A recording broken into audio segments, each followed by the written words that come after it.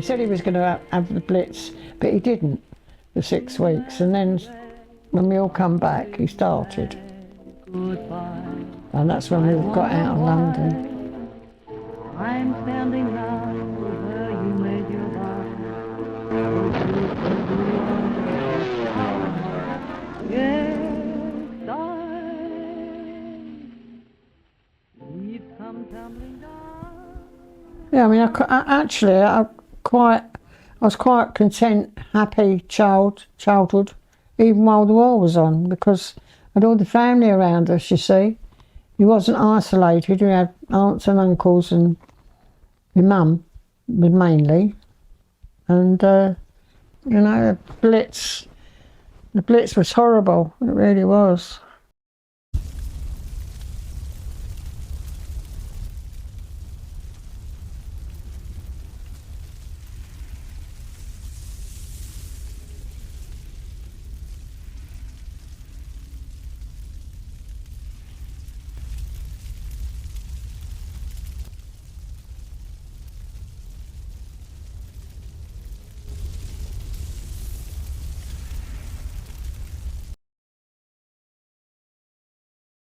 In Mary Street there was a rows of houses both sides, but right opposite us there was a space where a bomb had dropped. I don't remember any of this.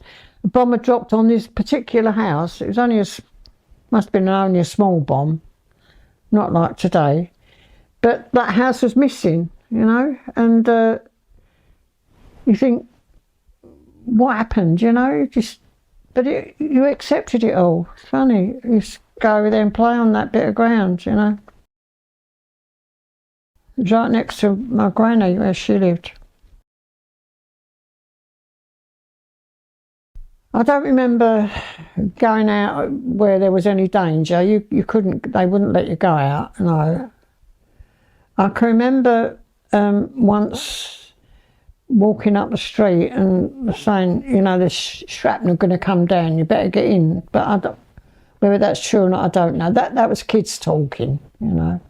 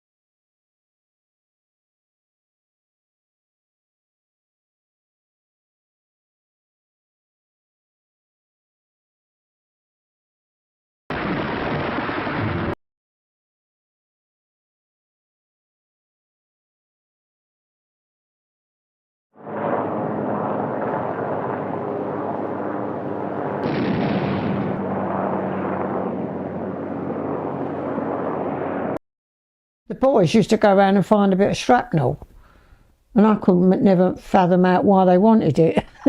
It's a bit of metal, you know, that's all it was. Bit of an aeroplane that blew up, or a bomb or whatever, you know.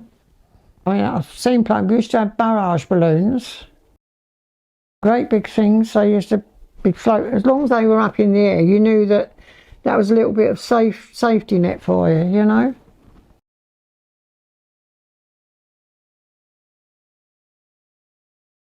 I mean, I've seen it on television, so I could have been mistaken, but I heard them.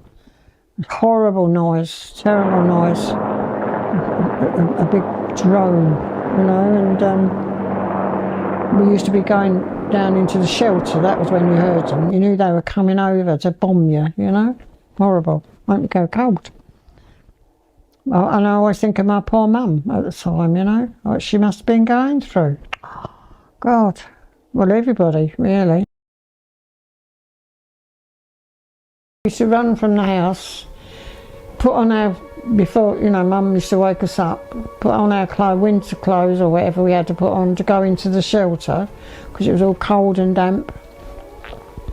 And get in and just stay in there till it passed, and then the air raid warning would go, the all clear, they'd all gone back, the planes. Then you come back and go back into bed. Then you had to get up and go to school the next day, you know. It's really disruptive, you know. How we all survived that, I don't know. I'm terrible with my sleep.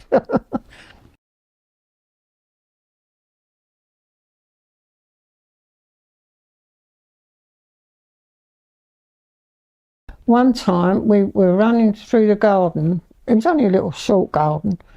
Running to the shelter, and my mother caught herself on a piece of wire sticking out and caught a vein in her calf. And I remember hearing her say, "It's all squelching in my shoe." And that's all I remember. And she cut her leg. I don't know how she got to the hospital or what happened. I mean, she survived, but that happened whilst we were running to the shelter. You know, can you imagine that? It's terrible, isn't it? Didn't have anything to put on it because she left it all in that. We didn't have any bandages or anything those days. You know, I don't know how she managed. I really don't.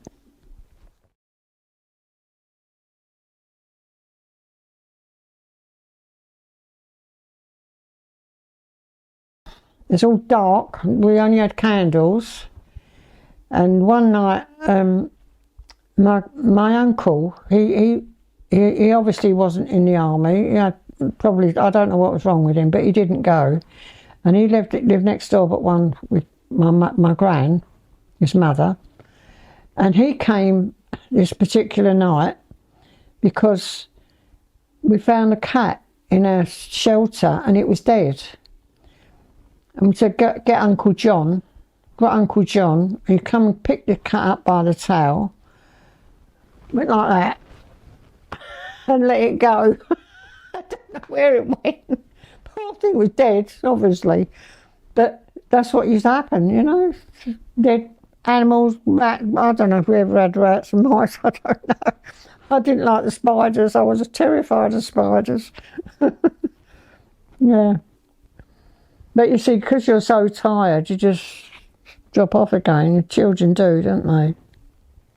Yeah, Auntie Murray never used to go to sleep. She used to stay awake with Nanny, my mum.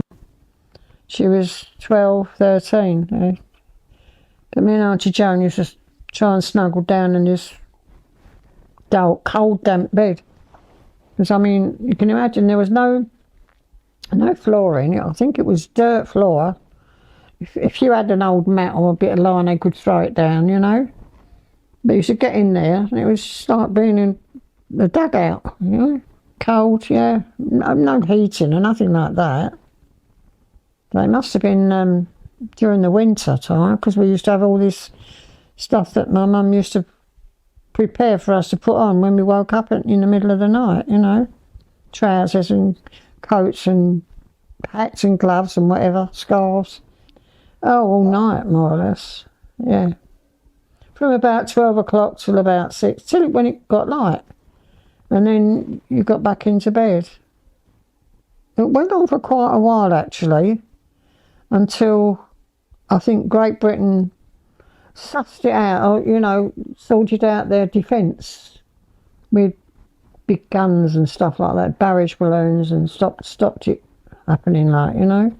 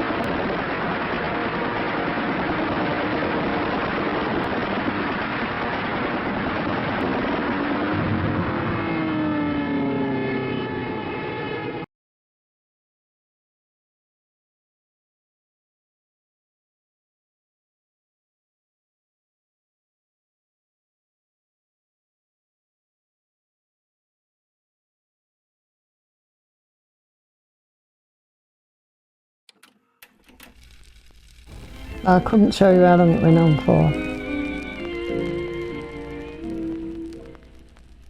I mean, the poor kids are all tired, you know.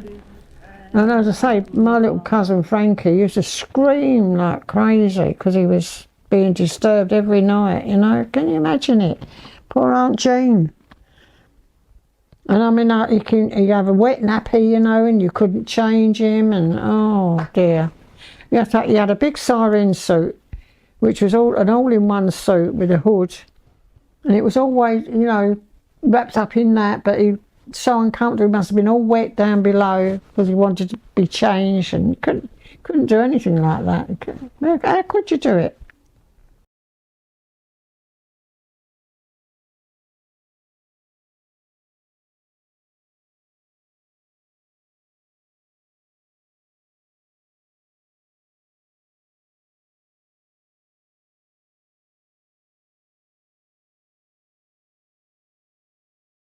When they showed this story about Germany getting bombed, and they went through just as much as we did, all the civilians, they all got bombed. Absolutely killed them, loads and loads of them, because Hitler wouldn't leave off, and that was the only way to get back at him, you know, to do exactly what he was doing to us.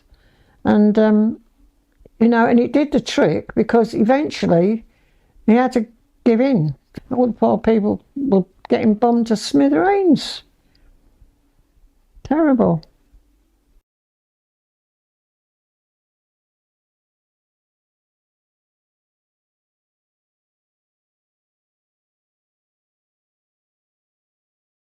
I mean, that was just us. What about it did to the Jews?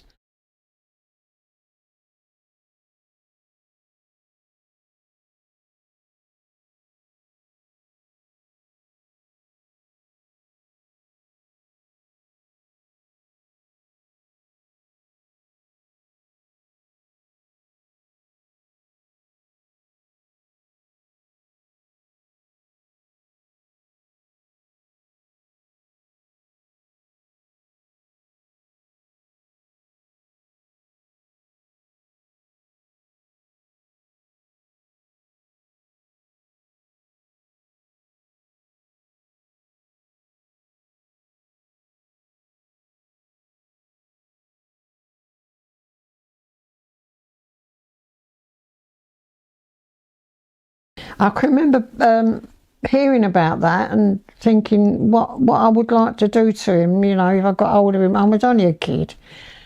Yeah, we used to say, talk to one another, mate, we'd put him on the gas stove and turn the gas on and burn him, like, you know, what he's doing to the Jews.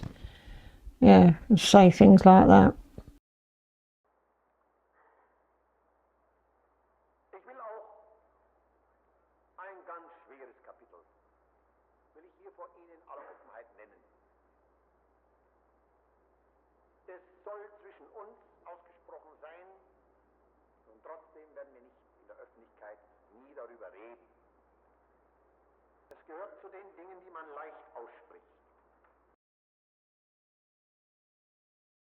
Because we used to go to the pictures and see the newsreels, and that's how we found out, you know. We didn't know anything about it until you saw it on the pictures. And I was old enough to go to the pictures. I think we used to go to Saturday pictures, but whether there was news on then, I don't know. But I can remember seeing the Jews in the camps, yeah. Now they're looking like skeletons, walking around skeletons, yeah. Unbelievable. And that was during the war, that was. I remember seeing that. They couldn't get out, could they? They used to get them and kill them, or take them to a concentration camp. They couldn't get out of the country. We did get some children out. They had to leave their parents over there and come over here, and they couldn't speak English, they were speaking German, you know. I mean, people have been through hell through the war, you know. We had it relatively easy, really. But, you know, when the war was over, it was lovely, you know. It was free, you can do what you like. Go and buy sweets and stuff. Yeah, we were close-knit area, you know. Canning Town was. It was just like a little village, really, I suppose you could call it. As I say, Mum had 2 or 3 sisters living down there, and her mum. And my dad had all his sisters and his mum, you know, so it was more family for me, you know.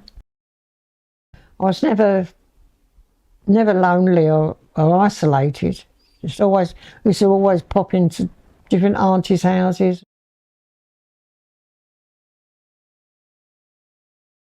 We used to go hot picking.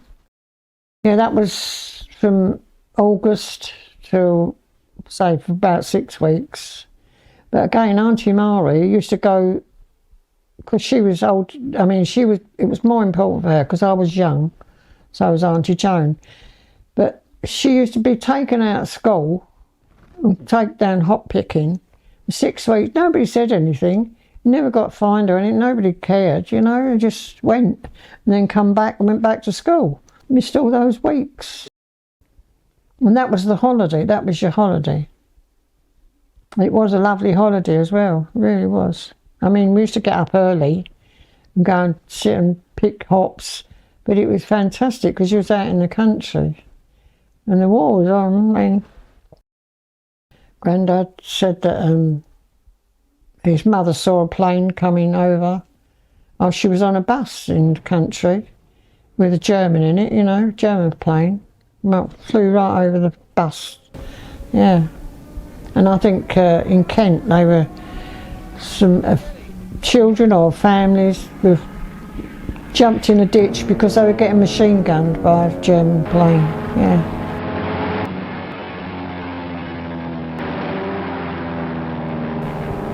Yeah, that's been on the news. But Grandad told me about that, yeah. But I mean, he used to go hot picking as well. And but they still used to come over the planes, see, a stray plane, see? It was a stray. And they always used to concentrate on London. It's wonder if there's anything left of London. After the war, I started work, and I used to work up London. And you'd see great big holes in the, you know, where the buildings were up high. You see a great big pit where something had been bombed. You know, something was there and been bombed in the war. You know, till somebody built on it. You know, amazing. You don't realise until you go out and see it yourself. You know. Tumbling down around my head. Some of them are brown, some are red. Beautiful to see, but reminding me of a faded summer love.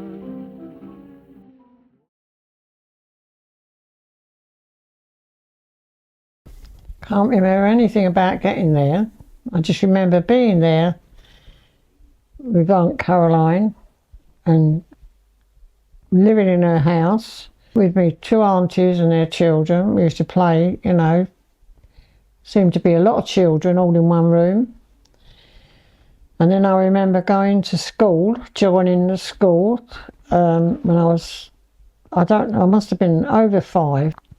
And I really enjoyed that. You know, I learned my ABC and loved the journey in the coach. Had a really good time, and in our free time when we come home we used to go roam the fields and down streams because there was a few of us, so you know we weren't in danger at all. You know, it was lovely time to be in Bicester. But I mean, not for my mum. You know, she had to put up with being overcrowded and trying to feed us and. Oh, I don't know, get washing done, I don't know, yeah. The next door neighbour helped out with the sleeping arrangements. And there was another lady across the road. She had, for one reason we went over there, it must have been a tea party or something. And we all sat around this big table. But I remember she had 2 evacuees, this lady. And they were, this really shocked me. they were sitting in a corner with a blanket or a curtain in like a cubby hole, away from everybody else, because they had chicken pox. And I thought, you know, I don't know what my mum felt about that, but I mean, being a child, we sort of all looking behind the curtain at these two little children sitting there. That must have been awful for them kids. And this woman, she was looking after them. See, she had them as evacuees. But she'd to keep them away from all the others, that's what she did. You know, put them behind this curtain. Oh my God, when you think about it. Like abuse, but I don't know if it was right or wrong, I don't know. I remember her name as well. But she was good enough to have, I mean, she had about 5 children of her own. And she took on these other 2, you know. Really young. But a bit older than me, about 8-ish, yeah. I mean, imagine having to go through that and your mum's not there, you know. Oh dear, awful. But as I say, we were lucky because I had my mum. As long as I had my mum, I was okay, you know. We used to go next door to sleep. I can vaguely remember just the bedroom and the bed. And we were taken on a nature walk in the gardens there. And living in London, it was all dirty and no green or grass, nowhere. We went on this nature walk and the teacher says, smell the flowers. And I realised that flowers had really lovely smells, you know. We didn't even know about flowers. I was 5, 6, you know. That's what it was like. Just didn't know anything. But as I say, loving, being able to roam the fields as well, it was lovely living there. I really enjoyed that. But while we were there, Mari, I don't know how old she was, but she got herself a little job in a butcher's, taking the money. In a little kiosk she was. I didn't see any of this, but she told me this. And then she must have been about 14 or 15. This American soldier came home to where we were living, and we were really overcrowded there, and he laid full length on the settee. I can remember my mum saying, you know, sort of being a bit indignant about it, because he'd come in and made himself at home. He obviously was missing home, and he'd met up with Mari, and she must have been, she must have been old enough to have a boyfriend. I don't know, perhaps he was only 18, I don't know. But nothing in it, like, you know, but he made friends with her, and she said, come back, or whatever. Brought him back, and that was, I remember that, just once he came back, and he had his uniform on, yeah. I remember him laying full length on the settee. We had family, always had family with us, you know. Didn't need to make friends. I mean, in school, all the other children were there, Mari and Joni were there. As I say, I loved it, I loved the school. Yeah, lovely times.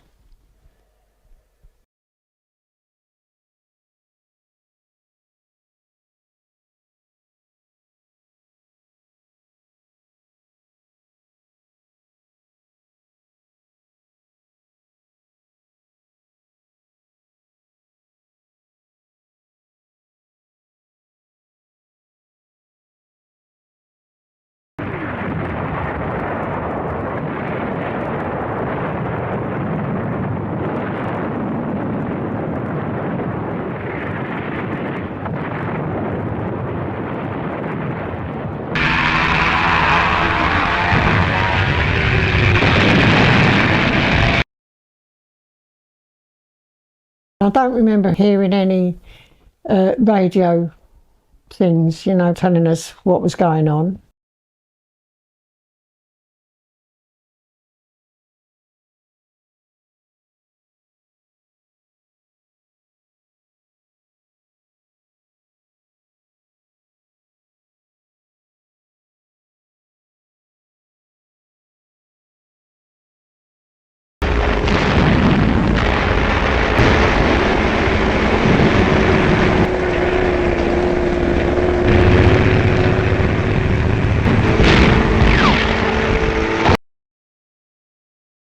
No doubt my mother knew with newspapers and stuff like that, but we were at school, you see.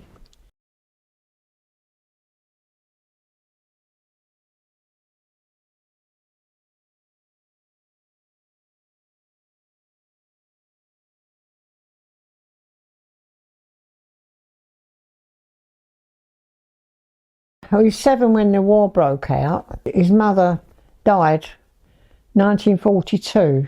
Her mother lived in Birmingham, so they sent him up there.